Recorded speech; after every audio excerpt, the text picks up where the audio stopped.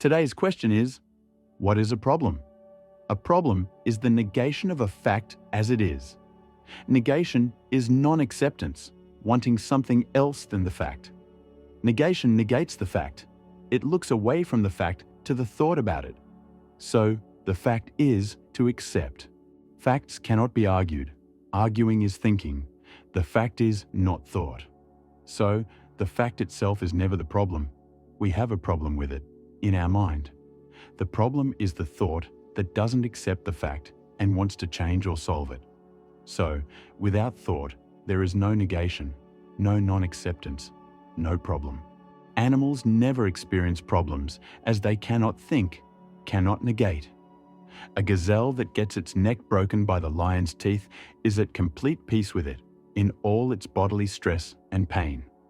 There is no thought in the gazelle's brain. It is quiet in there. The gazelle doesn't want anything differently, in the sense that it cannot think of anything to want.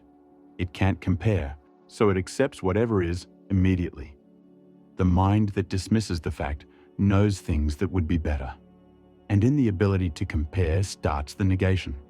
But what the mind dismisses doesn't depend on what it knows. Two people could have the same knowledge and experience the same painful fact, but just one of them might negate it, have a problem with it.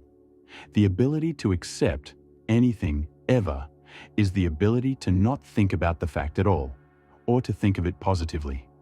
That means think of it as something that is exactly right as it is, something that is necessary in that exact way. Whatever you want differently must die the second the fact unfolds. Don't turn to thought as an escape of the fact.